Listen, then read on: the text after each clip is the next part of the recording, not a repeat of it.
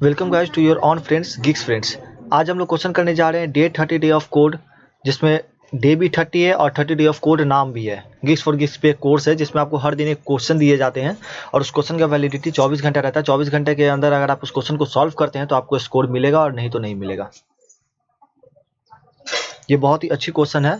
इस क्वेश्चन का नाम है एस्केप द फॉरबिडन फॉरेस्ट।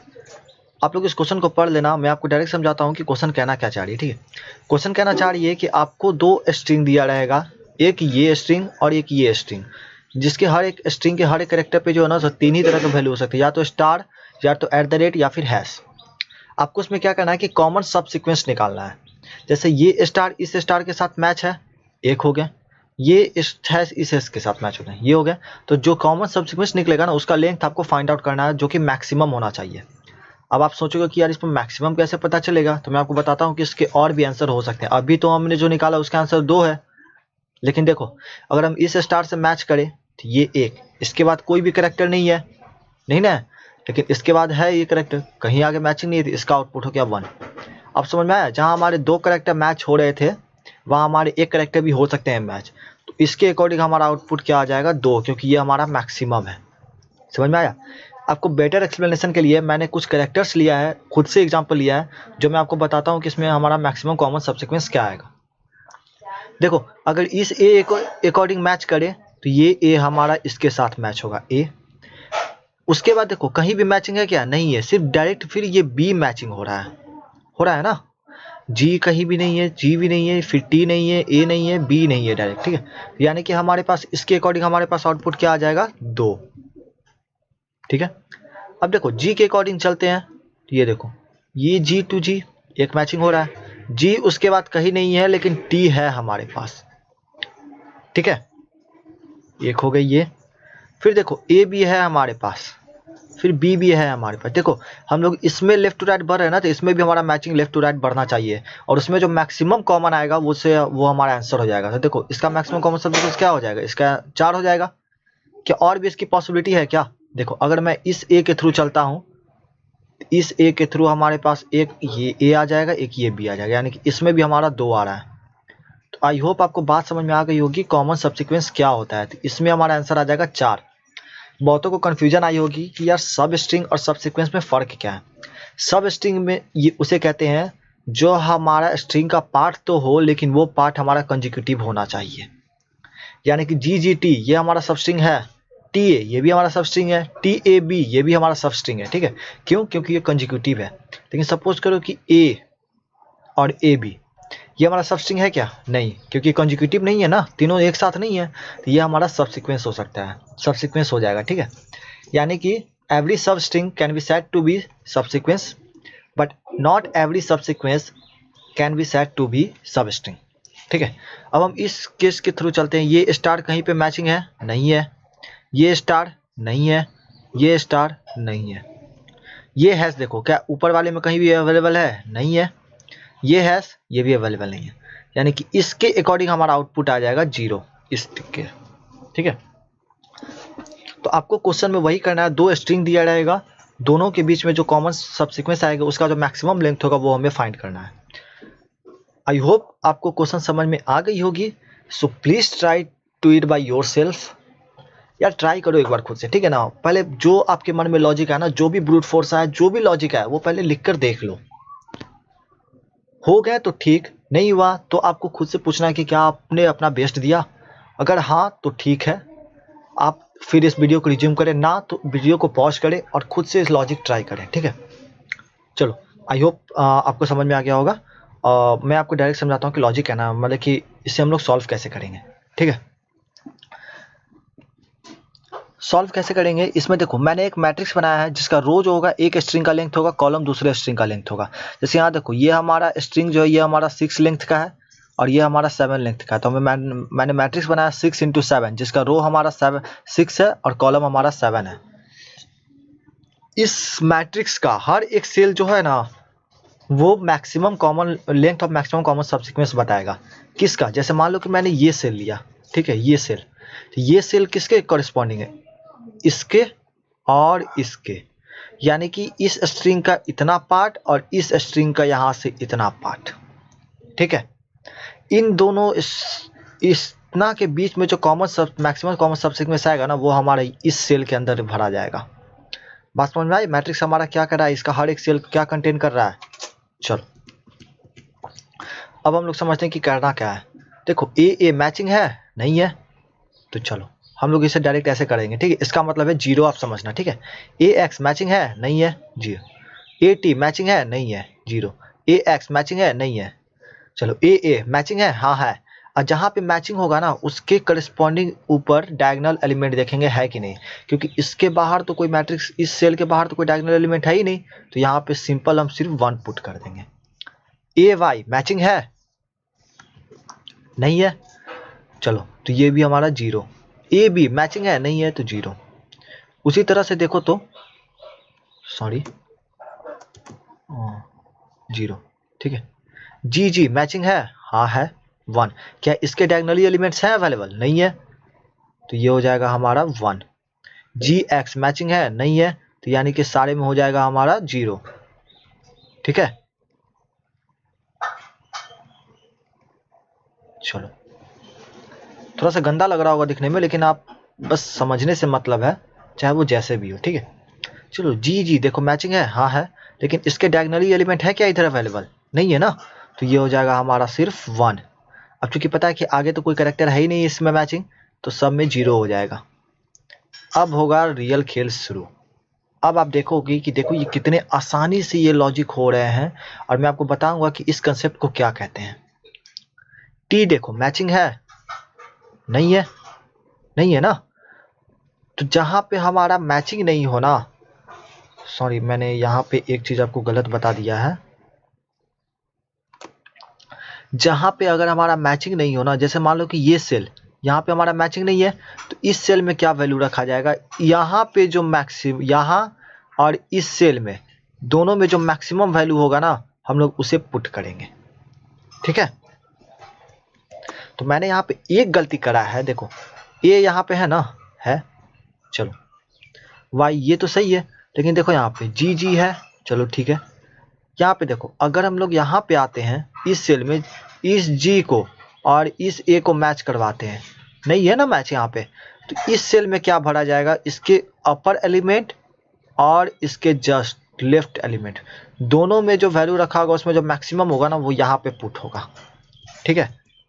तो देखो मैं इसे इरेज करता हूँ,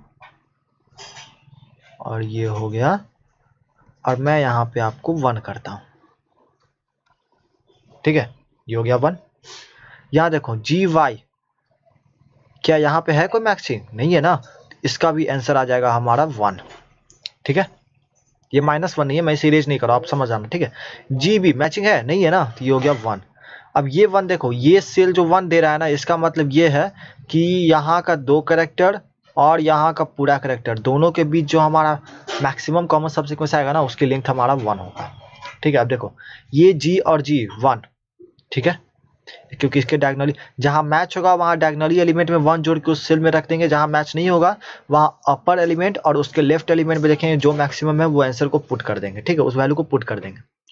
देखो जी एक्स मैचिंग है, नहीं है ना, तो ये हो जाएगा हमारा 1। देखो जी और टी मैचिंग है, नहीं है ना, तो ये भी हो जाएगा हमारा 1, क्योंकि देखो इसके लेफ्ट साइड और इसके अपर साइड दोनों में क्या है,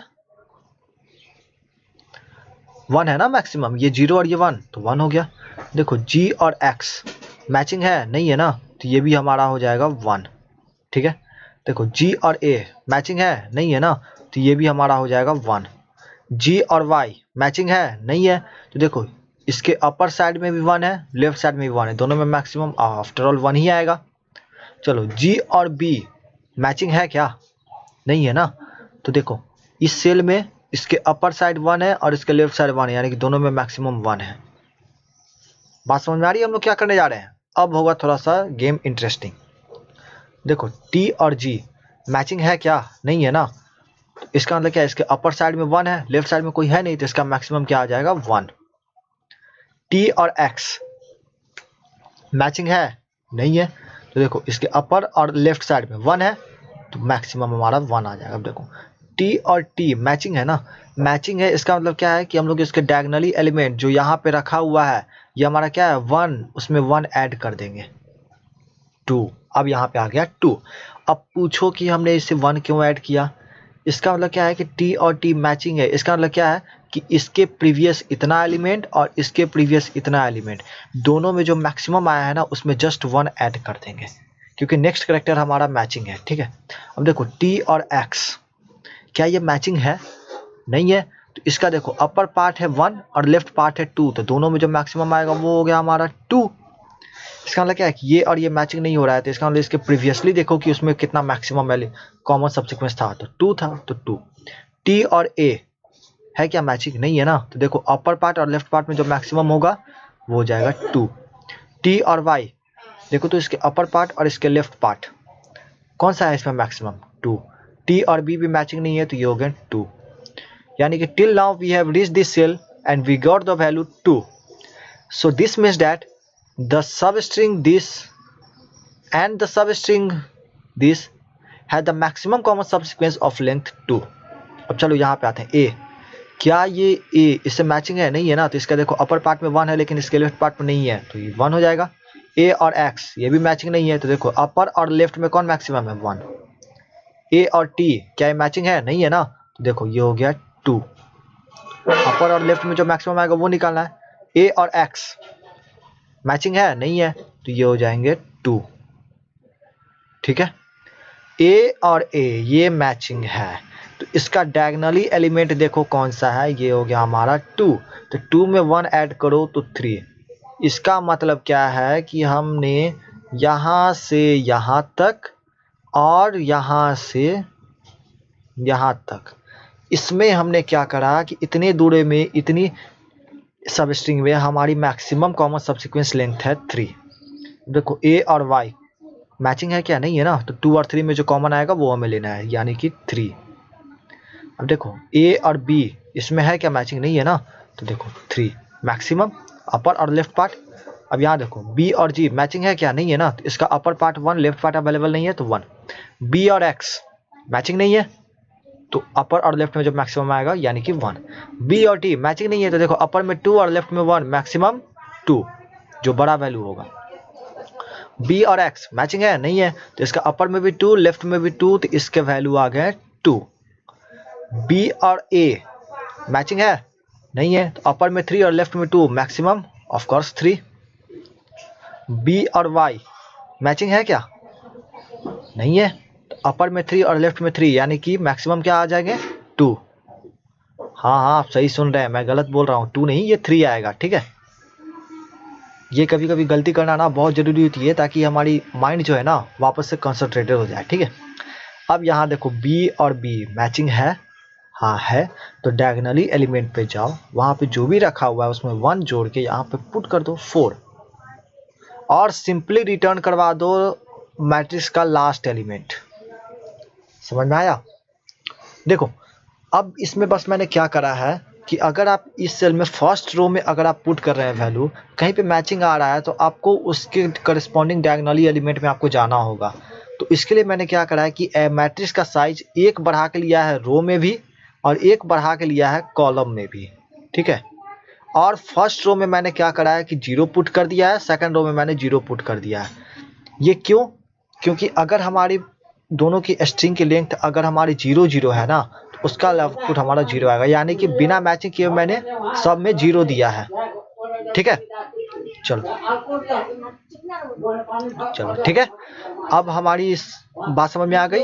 अब चलते हैं, अब हम लोग डायरेक्ट कोड में करते हैं कि कोड आखिर कहना क्या चाह रही है। ठीक है, देखो m equal to str1 dot length और n equal to str dot length str2 dot length, ये लेंथ जो है ना स्ट्रिंग की लेंथ हमारी रिटर्न कर दी है। ठीक है, मैंने एक डीपी, हाँ मैंने एक नया बोला था कि मैं इसमें आपको एक नया वर्ड यूज़ करूँगा जिसका नाम है डायनेमिक प्रोग्रामिंग। डायनेमिक प्रोग्रामिंग कहता क्या है कि आप किसी प्रॉब्लम को ना छोटे छोटे पार्ट में ब्रेक करो और उसके आउटपुट को स्टोर कर लो और उसे बाद में यूज करना।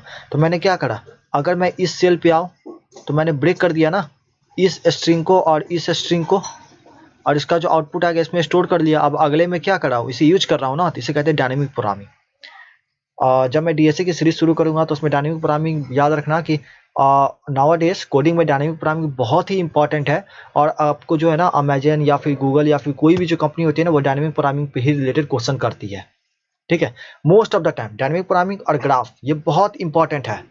मैं आपको लेटर बताऊंगा कि कॉम्पिटिटिव प्रोग्रामिंग में या फिर कोडिंग एरिया में कौन से डेटा स्ट्रक्चर का कितना ज़्यादा यूज है, ठीक है। ऐसे तो यूज तो सारे डेटा स्ट्रक्चर का है, लेकिन मोस्ट ऑफ द जो डेटा स्ट्रक्चर है वो मैं आपको प्रायोरिटी वाइज उसमें लिस्ट कर दूंगा। पहले हम आते हैं यहाँ पे डायरेक्ट पहले इस कोड को समझते। देखो मैंने एक m+1 और n+1 बताया, कहा था ना कि अगर m साइज का रो है तो मैं उसे एक एक्स्ट्रा रो लूंगा और एक एक्स्ट्रा कॉलम लूंगा, ताकि मैं इसे 0 0 फिल कर दूं, ताकि फर्स्ट करेक्टर भी मैच करूंगा तो उसके डायगोनली एलिमेंट मुझे मिल जाए। अब मैंने क्या करा कि फर्स्ट रो में 0 फिल कर दिया और फर्स्ट कॉलम में 0 फिल कर दिया। अभी तक तो क्लियर है। अब देखो सिंपल I1 और J1 से मैं चल रहा हूँ। अब चूंकि हमें पता है कि स्ट्रिंग की जो इंडेक्सिंग होती है वो 0 से होती है। अगर मैं 1 1 हूँ तो इसका मतलब क्या है 0 0, और अगर मैं ये एक यहाँ पे है I=3 और J=2 है तो 3 - 1 2 और J=1 यानी कि ये, ठीक है। बात समझ में आई? सॉरी इसे नहीं खोलना था, मैं इसे करता हूँ, ठीक है। इसका मतलब क्या है कि I और 1 देख रहा हूँ कि क्या वो करस्पॉन्डिंग करेक्टर है, मैचिंग है। अगर मैचिंग है तो उसके डायगोनली एलिमेंट I-1 और J-1 पे जो रखा हुआ है उसमें एक जोड़ के अभी करंट में फिल कर दो। ये बस सिंपल है। अगर ये हमारी I इंडेक्स और J इंडेक्स है तो इसका डायगोनल एलिमेंट प्रीवियस कौन होगा? एक I में सब्ट्रैक्ट करो और एक J में सब्ट्रैक्ट करो, यानी कि I-1 और J-1 उस पर जो वैल्यू रखा हुआ है उसमें +1 करके I और J पे डाल दो। तो मैंने यहाँ पे यही करा है, I-1 और J-1 में एक ऐड करके DP ऑफ IJ में डाल दिया। अब देखो DP ऑफ IJ में अगर वो मैचिंग नहीं है, ये इक्वल टू नहीं है, तो क्या करना है, ये I-1 देखो तो I-1 यहाँ पे I हमारी, ये वैल्यू हमारी I है, I-1 इसके अपर एलिमेंट यानी कि हमारा अपर एलिमेंट ये, और एक J-1 I सेम है यानी कि ये लेफ्ट एलिमेंट, दोनों में जो मैक्सिमम होगा वो हमारी पुट करनी है, तो I-1 और J-1। मैंने थोड़ा जल्दी जल्दी करा ताकि वीडियो हमारी कम लेंथ की हो, ताकि आप लोगों को देखने में भी अच्छा लगे, क्योंकि कोई भी इंसान आता है ना तो वो ज़्यादा समय नहीं देना चाहता है इस तरह से। लेकिन हमें एक बात समझ में आनी चाहिए कि समय लगने में, यानी कि हमारे पास यार समय बहुत होती है, ठीक है।